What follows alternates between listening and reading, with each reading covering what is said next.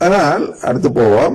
எந்த நபர் இதற்கு மேற்கோள் காட்ட மறுக்கிறாரோ அவர் மிக பெரும் பாவம் செய்கிறார். அந்த பாவம் என்ன என்றுதான் இதில் பார்க்க இருக்கிறோம். புரிஞ்சுங்க. இங்கதான் முதல் இதே முடியுது, முதல் வசனமே அப்படின்னு சொல்லலாம். அந்த பாவம் என்ன என்றுதான் இதில் பார்க்க இருக்கிறோம். இன்னதான் பார்க்க போறோம். இதுவரை பேச வச்சுட்டு கருத்து சொல்லாங்க. தயவு செய்து ஒரு அறிமுகம் தான் கொடுத்து கொண்டு வருகிறோம். சரியா? அதுல என்ன பின்னாடி, அதாவது நிறைவு நிகழ்ச்சிக்கு முன்பாக என்ன உங்களுக்கு வழங்க போகிறது என்றால், அந்த செயல், இந்த அவசரப்பட்டு கருத்து சொல்லும் செயல் அவர் செய்யும் குற்றமாகும், பெரிய குற்றமாகும் என்பதை முதலில் அவர் புரிந்து கொள்ள வேண்டும். எந்த நபர் இதற்கு மேற்கோள் காட்ட மறுக்கிறாரோ அவர் மிக பெரும் பாவம் செய்கிறார்.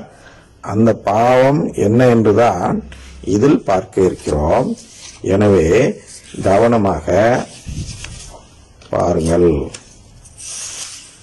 முதலில் என்ன செய்ய இருக்கிறோம் என்றால், எபேசியர் 5வது அதிகாரம் சொன்னே, 5வது அதிகாரத்தில் 8 முதல் 14 வரை வாசித்து பார்ப்போம்.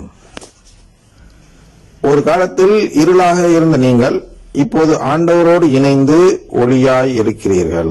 ஆண்டவரோடு இணைந்து அப்படின்னா நீங்க ஒண்ணு நாங்க இயேசுக்கு போய்விடக்கூடாது. ஆண்டவர் அந்த இடத்துல நற்கருணை ஆண்டவர். அவரோடு இணைந்தால்தான் ஒளியாக இருக்க முடியும்.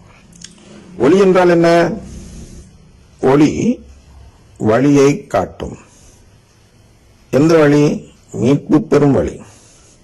அப்ப மீட்புக்கு பெறும் வழி எது? நற்கருணை நம்பிக்கை. அதாவது கடவுள் குடும்பத்தின் மீது நம்பிக்கை இருக்கிறவர்களுக்கு கடவுள் குடும்பத்தில் உறவு கிடைக்கும். அப்ப கடவுள் குடும்பத்தில் உறவு கேட்கும் புதிய உடன்படிக்கையாக இருப்பதுதான் நற்கருணை ஆண்டவர்.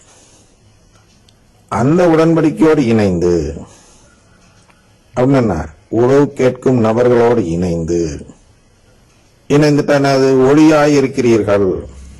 ஒரு காலத்தில் இருளாக இருந்த நீங்கள் அப்படின்னா, ஒரு காலத்துல வழி தெரியல. இந்த கணக்கு வாத்தியார் சொல்றார், அவர் ஏதோ ஒரு வழி சொல்றார். என்ன சொல்றாருன்னா, திருவுளியத்தில் உள்ளத அப்படியே கடைபிடிச்சோம்னா மீட்புன்னு சொல்றார்.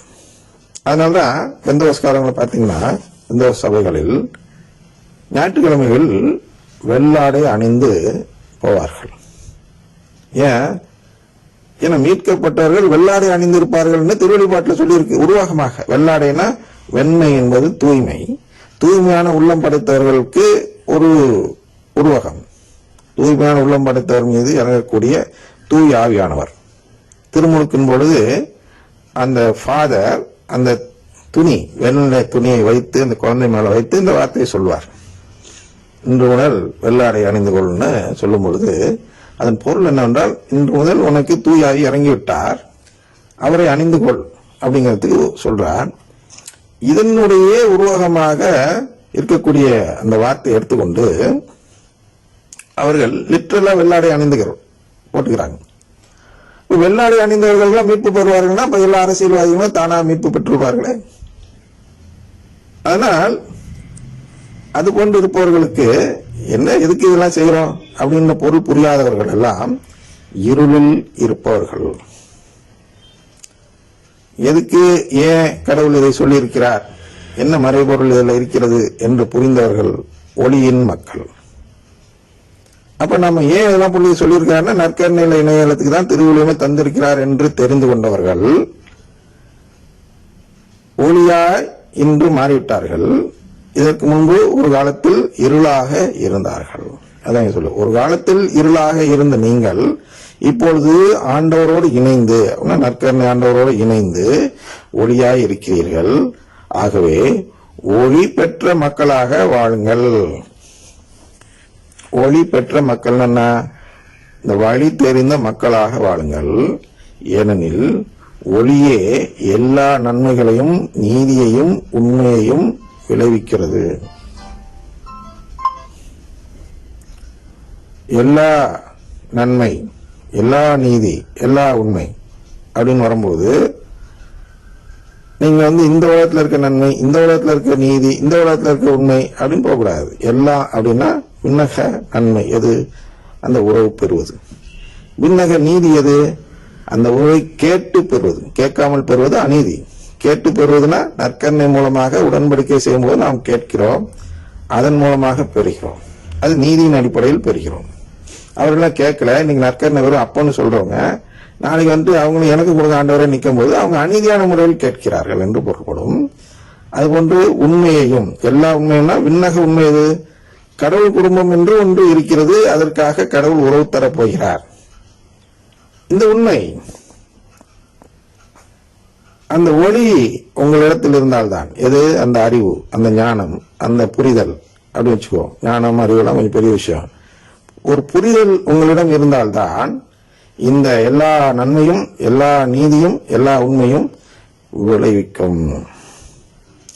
அந்த ஒளி ஆண்டவருக்கு உகந்தது எது என்பதை ஆராய்ந்து பாருங்கள். அடுத்து சொல்ல, அதுக்கு வேணும்னா இந்த ஒளி நீங்கள் பெற வேண்டும் என்றால் ஆண்டவருக்கு உகந்தது எது? அது இங்க வரும். Praise the Lord. ஆண்டவருக்கு உகந்ததா? மரியே வாழ்க ஆண்டவருக்கு உகந்ததா என்று பார்க்க வேண்டும், ஆராய்ந்து பார்க்க வேண்டும். அப்படி ஆராய்ச்சி செய்து பார்க்கும் பொழுதுதான் இது உகந்த பொருள் அல்ல, ஆண்டவருக்கு உகந்த பொருள் அல்ல என்று பார்க்கிறோம். இப்ப மாறாக என்ன அது அப்படின்னா, பயனற்ற இருளின் செயல்களை, அதாவது பயனற்ற இருளின் செயலாக மாறுகிறது. இவர் சொன்னார் கரெக்ட். யாரு? வாத்தியா சொன்னது என்ன கரெக்ட்னா, திருவிழியத்திலே உள்ளது அப்படின்னு சொல்றாரு அல்லவா?